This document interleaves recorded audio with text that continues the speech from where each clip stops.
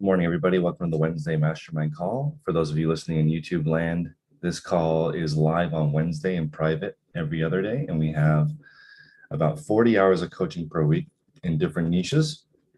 So welcome, everybody. Today's topic is what would make eBay easy or easier. And I think everyone should come up with an idea, and it should help you to the next level. Julie in the chat says a nanny would make it easier. And I guess ultimately the answer to this question is it doesn't actually get easier. There's the mechanical steps of reselling, but this could be a question that deals with time. What would make it so that you have more time to do it, an extra hour in the day? So example, Julie is saying a nanny. Personally, my wife and I use childcare. It's about 7 hours a day. It does take me an hour and 40 minutes to take my daughter to school and back. So that is around a 5-hour net, something like that. So I get 5 hours extra to work because of childcare. And that is a reality for some families. Some families don't do that. And they have to do it all at home and manage those duties. It's just different. It depends on your goals and your plans. And if both people work or one person works, all different. Let's see. Julie says automating your life. You can automate most of your life by just reducing the number of decisions you have to make. And then let's go with Kevin. Kevin, do you want to chat? Yeah, I was just wondering why you wouldn't find a daycare closer to home. There's should. Nothing compatible. I should. We just like this nanny, so we've been going there. But I don't know. It is easier. It's only 4 miles away. It's just the traffic. It takes about 45 minutes to drive there because it's during rush hour both ways. So, do you walk there faster? Do I want? Sorry, I didn't hear you. Walk. Walk.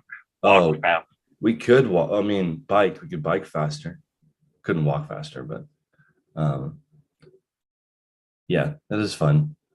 It's well, I mean, and before yesterday, actually, we still do it. We were going to, my wife and I were going to drive the baby separate, but there's so much stuff going on. It's almost like the hour and 40 minutes we spend together driving. We plan out the rest of the day because there's just a lot to do. So it's been good. So even though we were going to switch to, my wife has never owned a car. So for the first time ever, if we get her a car, then she'll be able to drive the baby on her own if she wants to do that. But also, I don't know if the weather, I think the main reason for living here, probably the weather for most people, weather and jobs. Those are the top two. Let's see. Clear goals and the schedule for Matt. So we have made that for everybody in the group. I just want to pull that up. Let me put this link in the chat for the people in the group. So let's assume we had an eBay franchise and everybody did the same thing. This is the schedule that we would, set up for people. So you would wake up at 6:30 in the morning or whenever you wake up, it doesn't matter. You can adjust this. Do your customer service, pick your items, pack your items, print the labels and ship. Photograph your items, research and list your items, reset to 0 means get your items ready to list the next day. Go to the post office, source. That's the clear schedule and goal. And if you can do one item every 25 minutes all the way through, I'm sorry, 8 minutes. If you can do an item in 8 minutes all the way through, then you'll make $25 an hour. Actually, is that right? That's not right.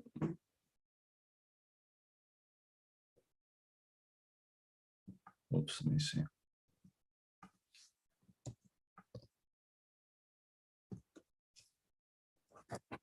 What is that? 25 per hour Oh, it's 2.5 items an hour. So I think that's right. It's like a 20 minutes per item, 25 minutes per item. So let's see. Live-in nanny, that is a thing. If we have two kids, I'll have to step up my game and afford that. It's expensive, I think. I don't know what the cost is of a live-in nanny. I'm assuming it's a lot. Okay. Uh, being organized with everything, says Dion. So yeah, having a schedule that's similar makes it easier. Closer places to source for Nancy. So Nancy, can you chat? Could you double up and source twice as much on sourcing days, or how could we make sourcing more convenient for you? Well, and that's what I do basically is when I leave the house, I plan, I mean, it's usually overnight trips because that way I get the most out of my time. And I'm not only sourcing, I'm doing other things too. But I've found that I'll just go to different areas when I am gone, and that way that's kind of like a route for me, so to speak. Just going to different areas. I mean, instead of going like once a day, at the end of the day, I'm going like once a week overnight for That's 2 days. awesome. Um, is there enough? Because some people do like 2 days a week. Some people do 3 or 4 days for the whole month. Mhm. So that might be something you consider larger amounts since it's so far away. Yep, that's what I'm planning on as I grow bigger. Okay. Sally, what would make your eBay life easier?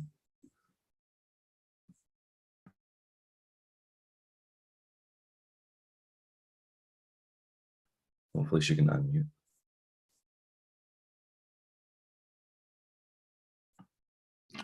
I actually, I started out just kind of being a little silly saying an avatar. And then I thought, uh, uh, a, a verbally triggered macro for listing.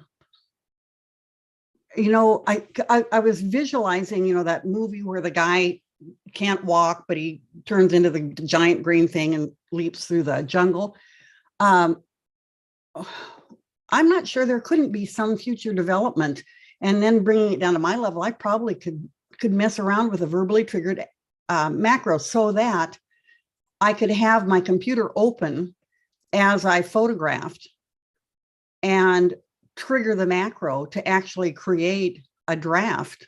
So I think for me, finding easier ways to cut out steps, to quote cut out the steps. So taking that from the ridiculous to what is possible.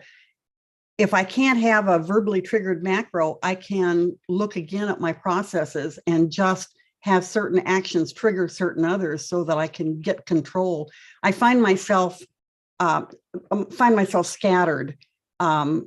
So I've created a form that I do at night because I'm retired. I can do what I want. At night, I create my pile for what I'm going to list the next day. And I have a form that has everything in it on the computer. And so the next day I photograph, and all I do then is add the item number. And then when I come home that day, I go ahead and list based on that. And it already has everything in it. Anyway, I'm sorry I'm rambling, but I guess mechanizing where you can and cutting out steps, obviously, where you can't mechanize. So I want to point out the definition of a macro is a set of instructions. So I like that idea because I feel like it's much easier to follow instructions than to make instructions. So if you can just make it one time, eventually there will be a robot that can hold up an item, describe it, all the condition, do a 360 walk around, and then you at home will be able to put on some goggles and be able to experience like you're holding the item. That I'm sure that will happen. But it's the one thing I want people to remember is that using a macro does not reduce the number of steps. It just does the same steps. It's just you might not be doing the steps. That's like the idea that people are looking for. But I think that I made the mistake of thinking a macro would make it easier. It's not easier though. It's I mean, wait, Chris, it would be easier, wouldn't it? Because whether or not, if the step is being done, but by verbally triggering it, I can have it done by someone other than and that's possible right now.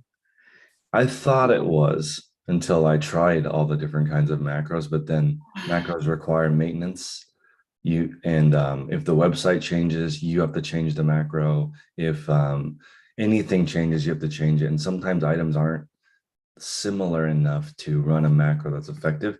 Just from my experience, I guess if you had a perfect working one, it would be perfect. And you could just say, okay, shirt. And it would be like, okay. And the macro would look for the brand and the size and the measurements for you. But until that, we're really far away from that. In other words, get my act together, go back to the basics, follow the steps, quit being a squirrel and inventing avatars. What I need to do is organize my schedule and define my processes. Thank you. Well, one thought, Sally, because I like this guy named Todd Herman. He says that sometimes I'm speaking for myself. So I'm maybe too weak to accomplish my goals, but I could create an avatar for myself. And I made an avatar for myself named Isaac Goldberg because I thought a guy with that name would crush his goals. So I'm like, maybe Chris is too weak, but today I'll be Isaac Goldberg and he has no problem balancing all this stuff. And then you take all the pressure off of you being a superhero for the day and you can be somebody else. And sometimes it's easier because that person doesn't screw up and is focused and doesn't have the squirrel. And you can continue being a squirrel. You just don't show up. Or you could just be tech. Just be tech for a day and you get everything done. You could just be tech and just get it all done. Thomas, what's up? I like how your avatar is literally the most Jewish man ever made. So the thing I hate dealing with more than anything are annoying customers and bad customer service, not because I provide bad customer service, but because it's inevitable and it happens. So similar to how when you get an offer on the computer, and it's annoying how this doesn't happen on mobile, on the app, but regardless, on the computer, it tells you if someone's clicked on a promoted listing. I wish that in parentheses, next to someone's feedback, like the number or whatever, I wish it had the percent of positive feedback that they left for somebody. Because if somebody has like 95% positive feedback, I'm declining that offer every single day because I don't want to deal with anybody who's ever left negative feedback for anybody, even if they're offering like $150. Because the chance of that and then leaving a negative feedback and then that affecting other sales because people don't worry about the 10,000 positive feedback you have, just the one negative. That's what I want. I want something that tells me what percent of positive feedback that buyer has left. That's a really good request. That would make it easier, especially if somebody has a tendency to leave negative feedback or neutral for no reason, like good and neutral feedback. I think letting the seller know that is an easy ad for them. Although they don't want to discourage people from buying things, but I totally get it. Don't they do that? Don't they already? I mean, you have to go look specifically at their account, but you can go look at feedback that they have left. You looking? There's a way to look and try to qualify buyers. Typically, how do you do that when you have tech level orders? You can't do that. You can. On Everyone's a customer. I know, but I mean, it would be so much time to go and look for each one. I know it's when I was in the car business, the most difficult person to sell a car to is an engineer because there's no emotion attached to the car purchase. So I worked at Lexus, so people would be like, well, just try to make this make sense to me. And I'm like, I can't. This is not a Toyota with no air conditioning, no radio that gets you from A to B. This is a luxury car. You're paying a premium for no reason, just for the badge. If you only want to get from point A to point B, this is silly for you. It's if you're looking mechanically, like you want to rank higher on the hierarchy of people because you have a luxury car, Lexus is also the wrong car for you because it doesn't show off anything. You need to walk across the street to Mercedes or BMW where you've got more clout when you pull up, not a Lexus. Lexus is a reliable Toyota. So the reason why I bring this up is because I wish there was a little icon above the person's head when they walked in that said engineer, because they're going to be the biggest pain in the ass, lowest profit, most customer service, most annoying, most likely to return the car, most likely to say something like, if I knew I had to change the oil, I wouldn't have bought it. It's like every car has that. There are no cars that, I mean, I guess maybe not a Tesla. But anyway, I wish there was an icon blinking above them that told me they were going to be a pain in the ass, but it was just easier for me to treat everybody the same because, you know, hopefully this is a smaller fraction of the people. And it depends, you could pick a different category where people are not like that, but I understand Thomas's pain because there's some people that literally cannot be satisfied. You know, it's hard to deal. Actually says it's easy to sell Teslas to engineers. That's true because they don't have, when you buy a Tesla, you just order one. There's no back and forth trying to justify the price. Also, I like, go ahead. I just was going to say, I would also like to know the average messages that buyers send. So like, if you can try to not, if you have to deal with a customer who sends a million messages about like this or that, like it can take a lot of time. So it's better to deal with ones that are less high maintenance. But obviously sometimes some messages are important. So. Okay. And one more thought here, because we're trying to make eBay easier. So this right here, the complete account maintenance.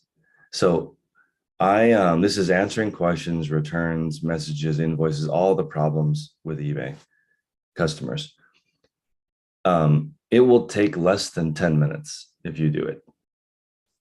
So that's with me averaging 28 customer service requests a day when I did eBay.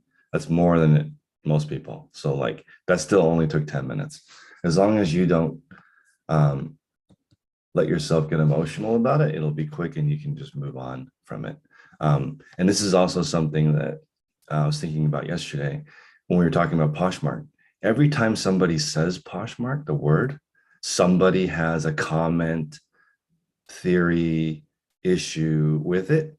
So if you sell on Poshmark, my recommendation is don't tell anybody, don't say anything, because each time you say something, you lose 10 minutes to some conversation that doesn't matter.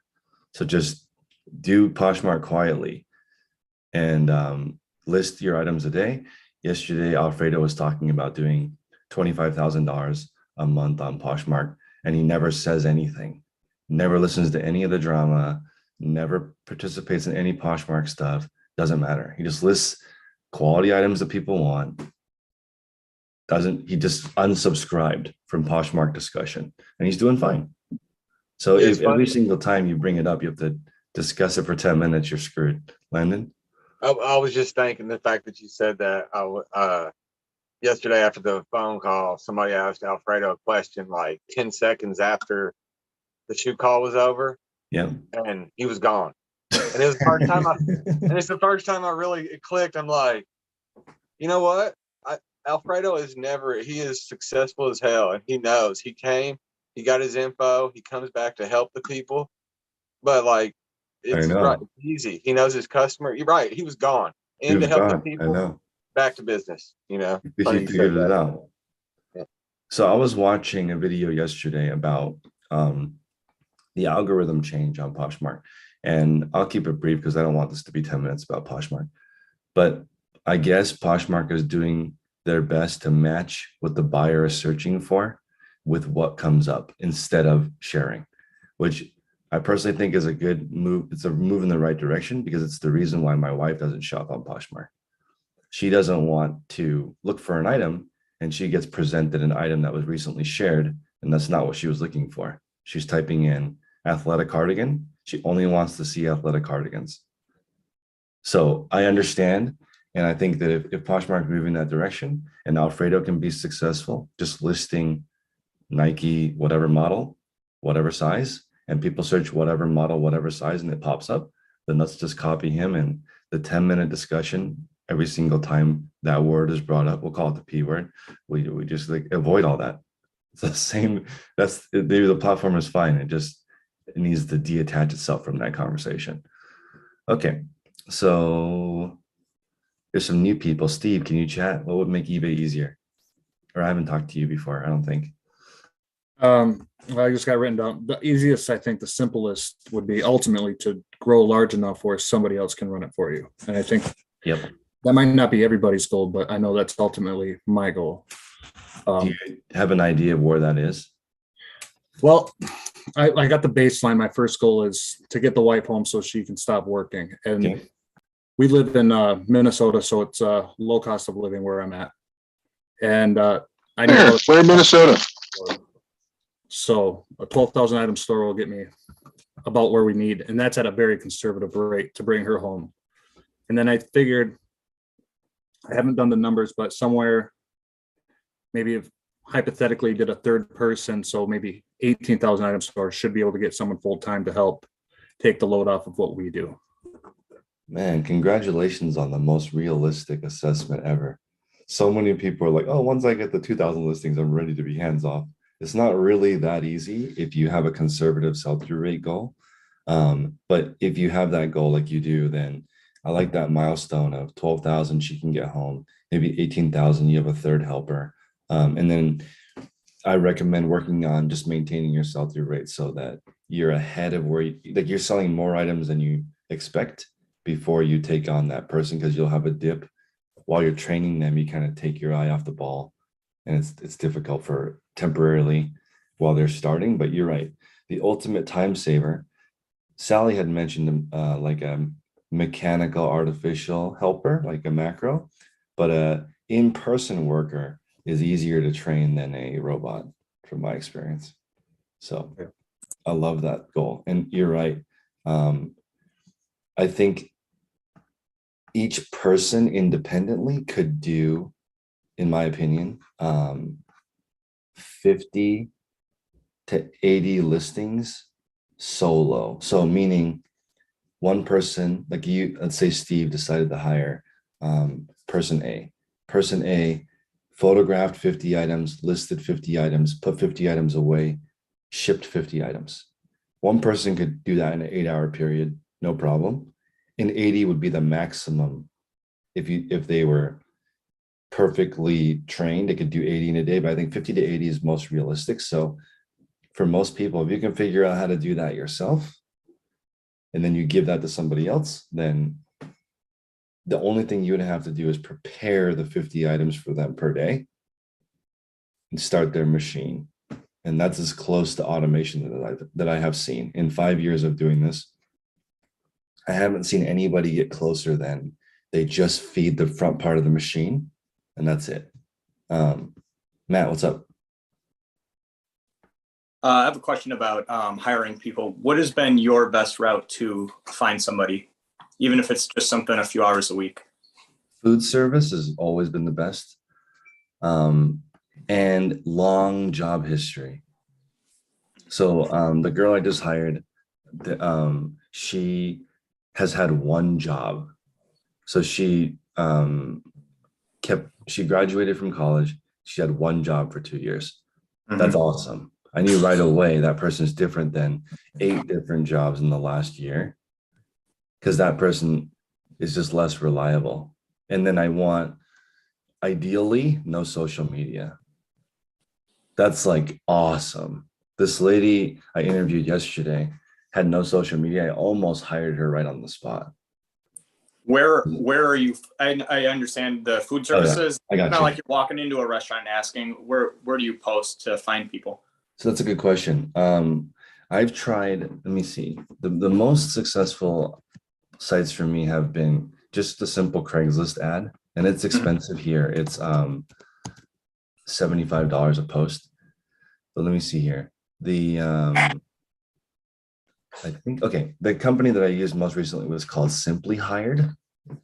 And I thought this is a cool website because they filter in, they post the ad everywhere. Mhm. So I got my videographer from Indeed, Okay. but I posted on Simply Hired and they posted on Indeed, and then she responded through Simply Hired. And they charge you, interestingly enough, per resume. So somebody will send you their resume, and if you like it, they'll reveal the name and contact information for you. Hmm. And for me, that's been the most worth it because it's $25 per person. And if you're really like sneaky, then you could figure out who they are without paying the $25. But in my opinion, it's worth it to just pay because it's like they already found you the person.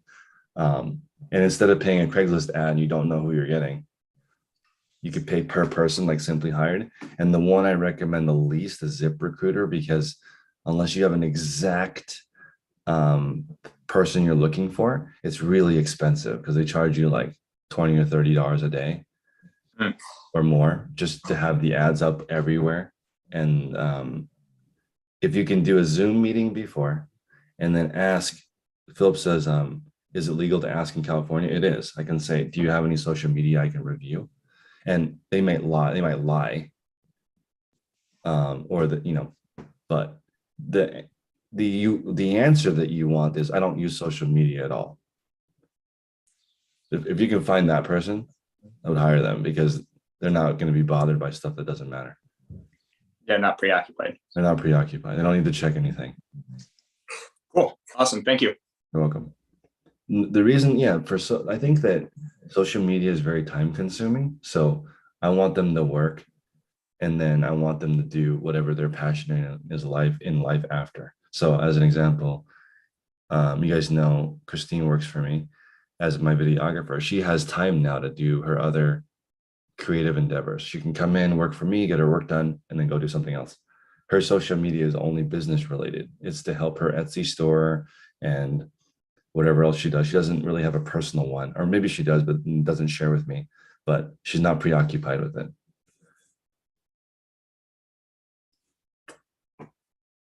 Let's see. Tim says the way to make eBay easier is to keep the 2% in its place and roll the 98% that creates dollars. That's true. The 98%. Actually, let's do the math here. What's 10 minutes out of 8 hours? Let me see. 10 divided by 640 is, holy crap, Tim, you nailed it. On a full-time worker, if you just answered the question without emotion, somebody said, hey, Isaiah, can you measure the width of the shoelace for me? And you just said, appreciate your response, sir. We can't check that for you. Have a great day. And that's it. That is only 10 minutes per day. And if you do the math out of your 8-hour day, that's only 1% of the day. So why would you let somebody asking you the width of your shoelace ruin the other 98.5% of the day? You shouldn't. Wow, that is crazy that the mathematically actually is less than 2% a day. That's crazy. Okay. Some people work multiple jobs at once, so maybe taking into account that's why they are on multiple jobs. That's true, but some people are not. You can ask that. What happened? That's not illegal to ask, even in California. Why did you leave those jobs? You don't have to. They don't have to answer, but you can ask. Let's see. Alex says, make time aside, separate listing and researching. I think you should do listing and research at the same time. Does anybody disagree with that? Because I think at the maximum 6 minutes per item for listing, I would consider that's good enough. So when you look it up, Yeah, if it's a different time, it should only be when you're actually sourcing the item. You know what I mean? Yeah, that's true. Like, and I get it, you might not have time while you're sourcing. Sometimes that's like one of our crunch times. But yeah, if you got to research an item that much, you should be probably maybe trying to do the research ahead of time, because you might not even want the item, at that point. But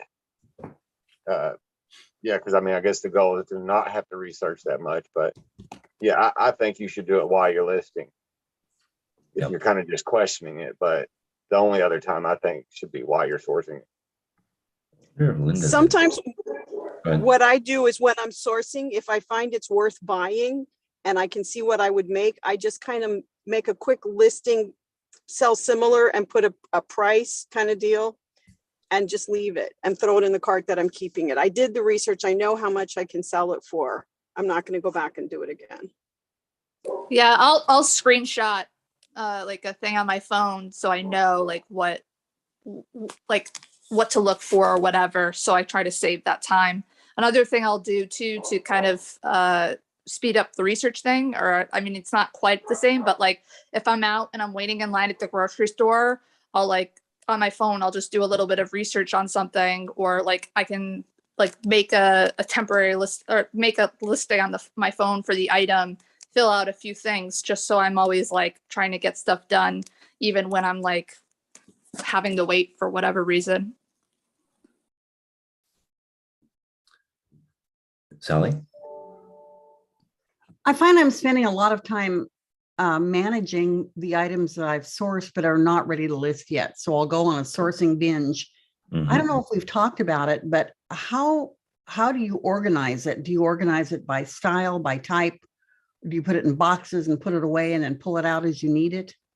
I used to do that, but now I don't sort. I just list everything in a row and I do my best to give it the once over and try to separate big, little, medium sizes together. But then do you I put think them in a box? Do you put them in boxes by date? I do boxes of 20. Okay. So one bin of items, and then even if all 20, or let's say there's 10 items in each bin, even if all 10 items are all different, at least in your brain, you can compartmentalize it to just one bin and then you don't get overwhelmed.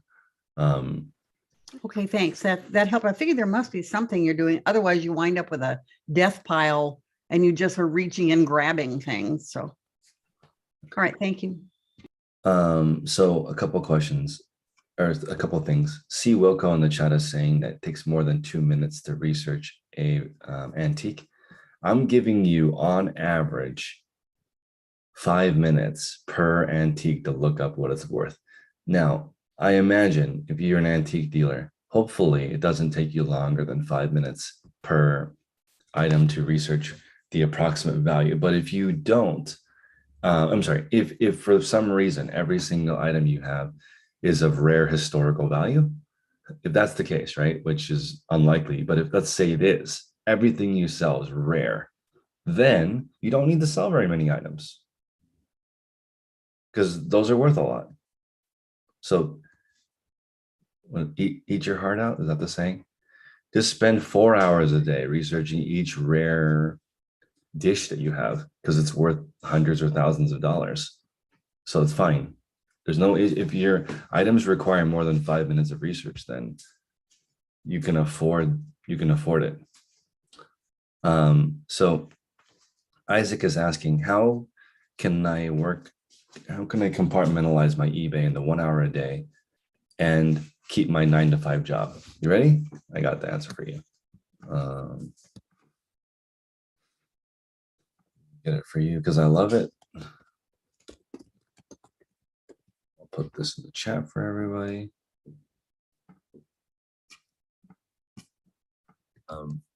Photographer. Okay. Put this video in the chat. Everybody will watch it. So Isaac, you ready? Yeah. Let me pull this up. Okay. So for me, it depends on your goal, but for me, doing 10 items from start to finish, the first thing I do is, let's see, I do the customer service part. So that takes 10 minutes. So the first 10 minutes, I answer all my questions, all the cases, returns, everything. All the, if I want to get angry, do it the first 10 minutes and then it's done. Then go pick all my items. So it takes me roughly 7.5 seconds to answer any question that people have or answer a case, everything. So the thing I want to mention is that somebody mentioned in the chat, what if the person that asked about the width of the shoelaces is the customer that would buy the shoe? You have enough time to go check the width of the shoelace if you really want that customer. Everyone has enough time. Okay, then after you do customer service, you go pick your items. So for me, it takes me 2 minutes to pick 10 items. So that's 12 seconds per item to go find it. So once I pulled everything, I come back and ship. It takes me 6 minutes to ship 10 items. All my packing supplies are available. Then after that, I photograph. So it takes me 16 minutes to photograph and put away 10 items, which is slow because I'm not used to it. And Landon had pointed out that I don't really, like, if you watch this video, I'm not an expert. Like it takes me 6 minutes too long to do this because I don't know where everything is. Then after I photograph my items, I list. So yeah, first off, I transfer the photos. I do airdrop, but the workers that I have use the memory card. So I transfer the photos, which takes 30 seconds. Then I list. Listing takes me 14 to 15 minutes to list 10 items from start to finish. I personally use templates, which makes it really slow. If you sell similar off your own items, instead of 10 or 15 minutes, it'll only take you maybe 8 minutes to list 10 items total, under a minute if you sell similar off your own. Then once I'm done listing, I put everything back, which is right here. This is me giving the thumbs up that I'm done. Tech does the stretch when he finishes, but I give myself a thumbs up. Then I put everything back and it takes 41 minutes for the start to finish. That's for 10 items? For 10 items. Oh. So if I ran a 10 item store and I started at 6 in the morning, I'd be done before 7 in the morning. And then I could have coffee, tea, hang out with my family, go to work, come back, and I would not do any eBay at home. Just be done. Come home from work, watch the game or something. Yeah, I'm doing eBay full time currently. Full time, but I only work a couple hours a day. And right now I'm doing 7 listings a day. It takes me maybe an hour and a half to prep, photograph, and list everything. Mm-hmm. And the shipping, I have stacks of bins. So Yeah. Mondays usually that I have more than 10 orders to ship, it takes me, I don't know, it can take me like an hour, which I think is too long to ship all the 15 orders. So I'm thinking about getting shelves at some point, because you have to be moving, taking the bins, moving a lot of bins to get to the items. Usually they're always in the bottom bin. So, and right now I'm looking for a full-time job. So what I want to do is just do an hour of eBay a day. So that's great. An hour of eBay a day, I would just start with 2 or 3 items and adjust it, because if 7 items is taking you an hour for the photograph and listing part, that's fine. But that means it's taking you longer than an hour. You still have to do the other stuff.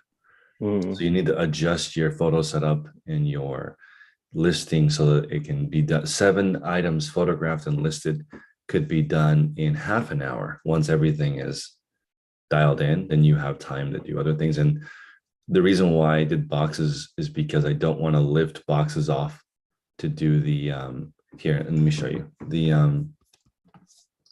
if I really wanted to speed it up, here, let me go back to this.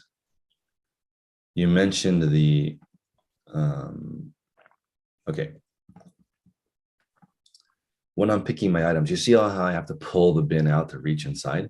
If I wanted to save even more time, I would just give myself more space. I would just remove one of these shelves, then I could just reach in and grab it. Wouldn't have to move any box ever, except for when I'm reinstalling. I'm sorry, like emptying out an empty one.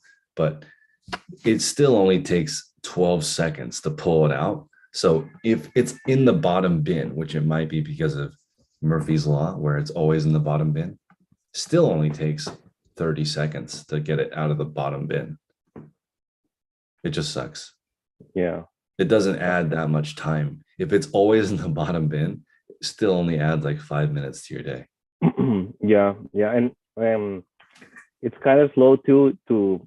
I don't have the items pre-bagged in clear poly bags like you do and some people in the group. So I have to just grab it, fold it, put it in the poly bag. And I was just wondering how does he ship 100, 200, 300 a day if he has to do like that same thing, because he uses hangers, right? He doesn't have a pre-bag. So he has to roll, or his workers roll and to unpack each individual item. That takes a little bit. I think it takes a whole day. They have, Yeah. I know that tech has to ship 3 times a day because there's so much stuff. But I actually don't know. I've never seen his, I assume they go get a big pile, they put it on one side of the shipping, he has a shipping table. This is my guess. He goes and gets the items, puts it on the desk, does it one at a time. And then he makes little piles for the multi-order. That would be my guess, but I don't know. I'll have to ask him later. Actually, I've never asked him how he ships hundreds of items when they're all loose. Mine's easier because they're all packaged. Yeah, just put it in the poly bag, right? So I wonder. It's not that hard to put it in when it's loose, but I want to say shout out Straight Execution, saying that in lots of industries, inventory that doesn't sell is called dead inventory. So that is interesting. You want as much live inventory as you can that's making you money. That might be because you hear the death pile.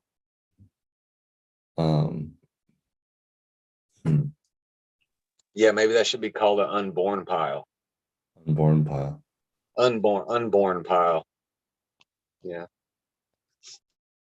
I'm just trying to think of the because like people call it profit pile, and I'm like, it's not a profit pile if it's just sitting there. Like, what is that? What people like the oh, my garage, that's my retirement fund. I'll sell that.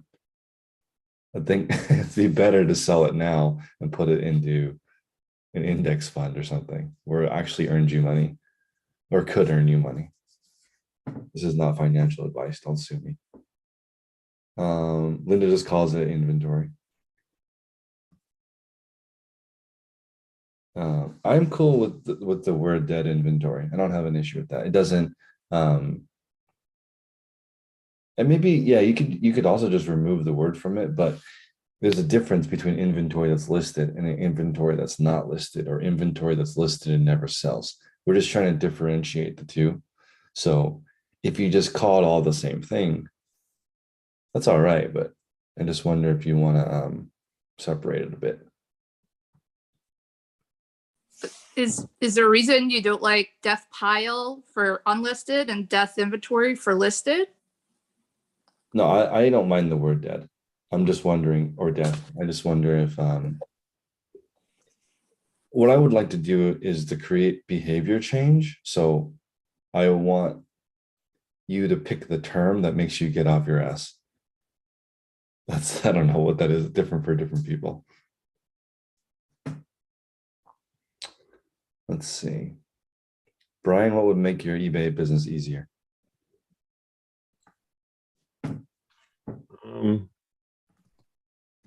That's a good question. What would make my eBay business easier? I don't, well, I guess the answer is me. I'm in the process of, I've switched to shoes from clothes. So I lost a lot of momentum and now I've got to rebuild that momentum. So I just keep coming back to the word consistency. I think I've got a lot of the habits down, but trying to tame that inner squirrel, which I think I've finally got it, but and So I don't know, maybe a what's, psychiatrist. what's making you inconsistent? I don't know, it makes me think of Robert Frost, The Road Not Taken, like the possibilities. Like I see so many possibilities and so many niches, and I know I could be successful in any of them, and part of me wants to try them all. But I think I'm at the point where I've hopefully got that out of my system at this point, because I know it's a big hindrance. If you niche down and you build momentum, then you switch. It's kind of like restarting. I mean, that's $1 million question. I know we've talked about it in the group a little bit, but I think the blessing and the curse of the group is all the knowledge and all the success, because the best way to to shorten the time to be successful is to stand on the shoulders of giants, people that have already done it. So I don't know, it's almost like horse blinders. Like I need horse blinders. So Brian, this is something interesting because there's a lady in my storage unit that sells pies. And I wanted to ask you guys what you think. She has 40 different types of pie. And then tomorrow, I'm going to buy 7 pies from her and sell them on Whatnot just for fun, because I want to support small business. And I asked her, why do you have 40 different kinds of pie? And she's like, well, there's stuff like a beet pie, which is a great conversation piece for people. And I'm like, what percentage of your sales is beet pie? And she said, less than 1%. And it only sells sometimes during the holidays. And I was thinking, tech would not sell beet pie. No. That's all I could think. That's too much work to come up with the recipe, perfect it, make it amazing for just 1% of your sales. You know what? I mean, when you said that, like the part you said that stuck out was it's a conversation piece. And that made me think about YouTube channels and then reselling channels. And like Tech said this, like his channel would be the most boring channel. No, maybe they watch it at the beginning and then they're done. Like other than the accountability, which I think is the undervalued part of the support, that is valuable. But it's the same thing with reselling channels. If you look at the views on, garage sales, I found in a rare this or that, it gets hundreds of thousands of views because it's everything. It's a conversation piece. But I don't think most people watching reselling videos are dedicated or really want to be successful and to do the. Carlin made a post in the group last night after the book club call on Monday, something to the effect of, being okay with boring. And that's what success is. Like, instead of selling 40 pies, which is interesting, if she sells a couple of pies, it'd be a lot more efficient. So I don't think a lot of people want boring success. They would rather have interesting being mediocre. Wow, interesting mediocrity versus boring success. That's intense. Chris, those pies giveaways today? No, I'm charging full price. She's going 80. This is insane to me. The average total cost for the customer to buy a pie online is $84 when you count the shipping and the whatever. And then so it's $84 when she sells them online. The same pie at Whole Foods, because Whole Foods is one of her distributors, is $20. Like, that's the difference between buying it online versus buying it at the grocery store, the price difference. It just because when you ship a pie, it has to come with dry ice and whatever. And she told me the average cost per pie at scale is 50 cents. That's a cool margin when you start operating at scale. That's a cheap pie. She was saying the most expensive part of the pie is the crust. I don't know why. But she says that there's been some influencers who've been plugging crustless pie. It's become popular, but it's just because it's cheaper to make. So they've made it cool. But for me, the crust is the best part. See, Sally wants to sell her pie for 40. Go ahead. It's also crustless pies also because people are like anti-carb, like Yeah, that kind of thing. They're like less bread, whatever. It's definitely a sellable thing. It is definitely a sellable thing, and it's also a money center. I love it. So she said that the market price for a really good pie or cake is $34 to $38, at least in California. So that's the price you want to be at. And she has never had a profitable brick and mortar, which I thought was interesting. She cannot figure out how to make a brick and mortar profitable. So, but grocery stores makes money, online makes money. The brick and mortar pie shop always loses money. You cooking pies in the storage unit? No, she just, I don't know why that's a good question, Thomas. I don't know why. Storing pies in the storage unit? I can't imagine she's storing pies either. I don't know what she uses there. Maybe crust. My guess would be all the failed brick and mortar stuff is at the storage unit because she can't make that work. She's like, doesn't know how to make it work.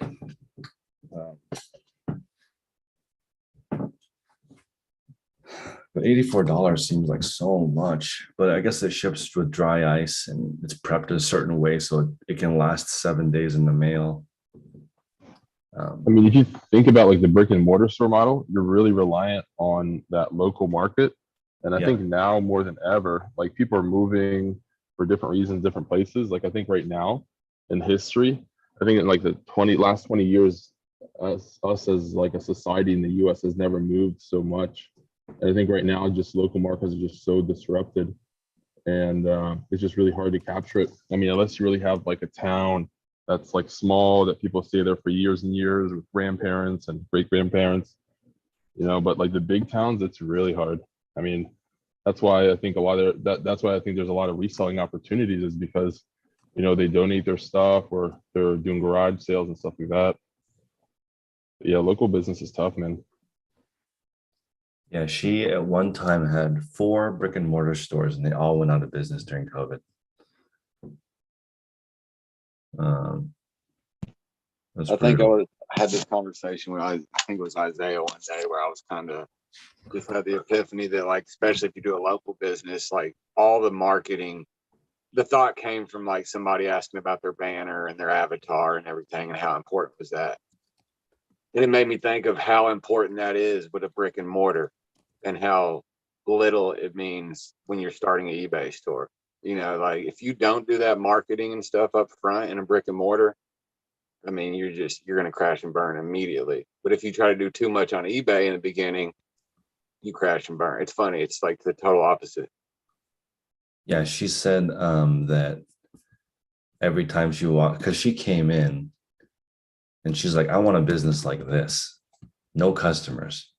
And I was like, what?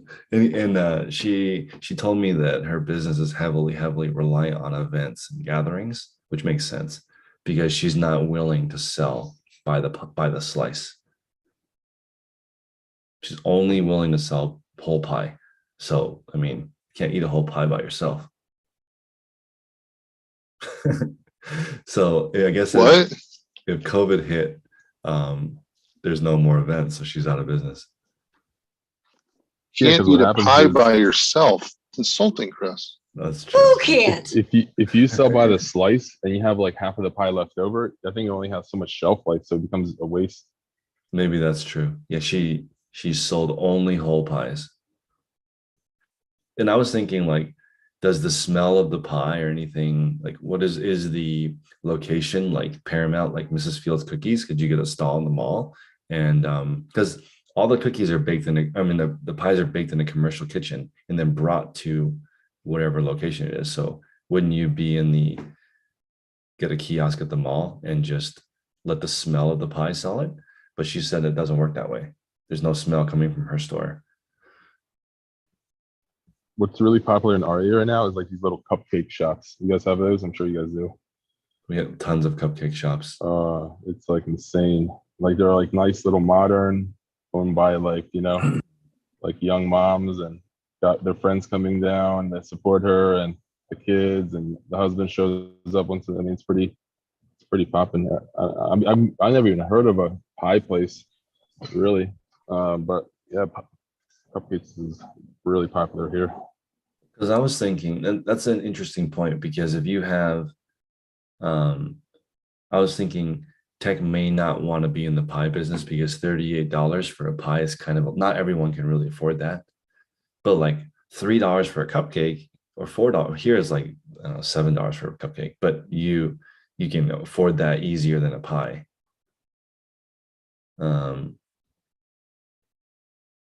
Yeah, see, Brian says that there's a place locally that the smell of pie and coffee brings people in. That makes sense to me. If you can't smell the pie, I don't know.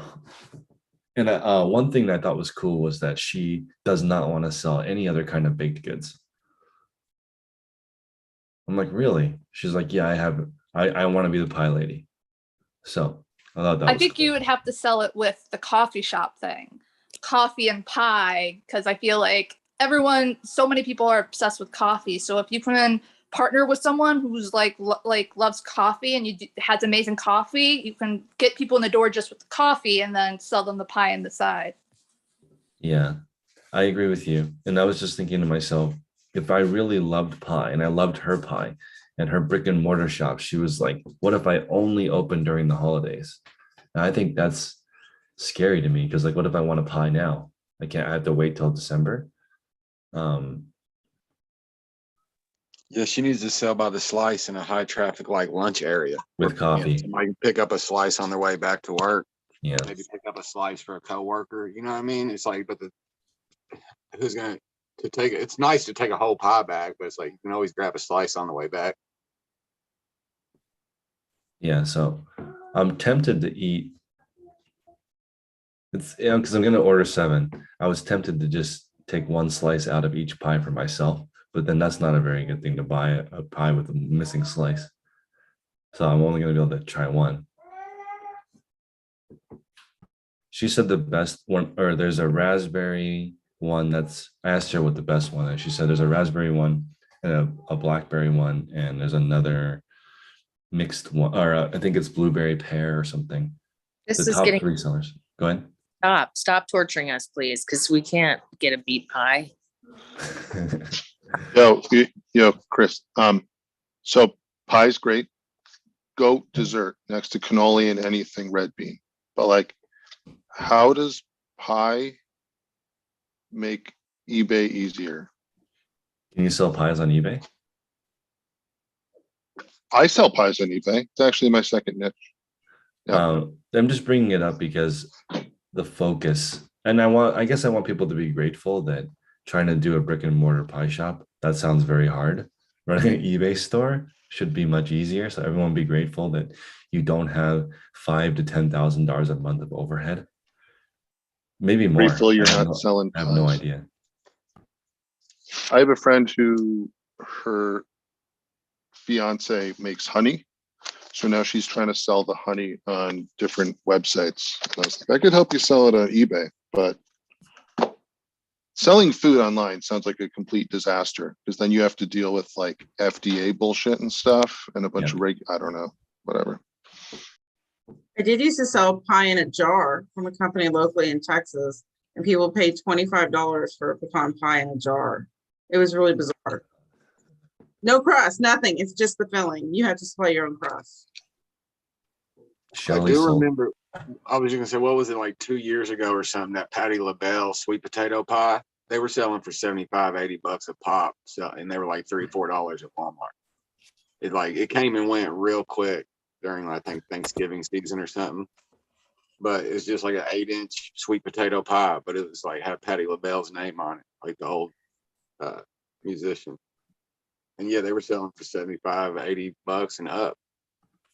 I wonder how that, like, they said, I want to return. I didn't like the pie. Send it back to you with a piece out. maybe the lesson in here, Chris, is not to get too attached to your product / business, because to me, that's kind of the lesson, because it sounds like she's too emotionally attached to the whole thing, because she only wants to sell pies. She only wants to sell the whole pie. I mean, to me, that's just too, that's not flexible enough. It's not, she wants the customers to adhere to her instead of her providing what the customer wants or what would work for her business. I don't know. So one thing I want to point out, and then this is then we'll call it a day and we'll move to the beginner call, which is when I think of tech, one thing that stands out is that his businesses operate 20 like every single day all year long. And in my area, there's a donut shop called Colonial Donuts, and you can smell the donuts and the coffee when you walk by, and it's open 24 hours a day. Like, I think tech would buy that business because it looks like a ridiculous cash cow. There's people in it all day, 24 hours a day. Coffee and a donut is like under $5. Tons of people go there all day long, 24 hours a day. They bake the donuts at 12 at midnight. And so they start that process. So like if you go there really early in the morning, there's a thing. I feel like that business will be there forever. You could, it's just interesting to me. That business is actually 24 hours a day. Brick and mortar. But Chris, just to add to that previous comment, like I guess also part of the success for anybody would be to do what you like to do the way you like to do it, and then finding a way that actually works, right? Like for me, it's toys, and I like it, and I know toys sell less than clothing or less times, but I'm trying to make it work. Of course, if my only objective is to make money, then yes, I couldn't be attached to my niche. I don't need to like it or not. Like Tech, he knows he can get a lot of clothing. He can get it for $4, $5, turn it for $20 profit. So, but I guess part of the success as well, if it's doing what you like to do. So if you're making money as you do what you like, then I guess you're at a great place. Yes, if because definitely, if you enjoy doing what you're doing, then you get value on it beyond the money. So if you can support yourself, because I asked her that question actually, what's your goal? Sell as many pies as possible, make a living selling pies, making a great living selling pies, just being the recipe maker. Are you passionate about baking the pie? She said no. She only wants to come up with packaging and the recipes. So, I think Eduardo is not passionate about packing toys.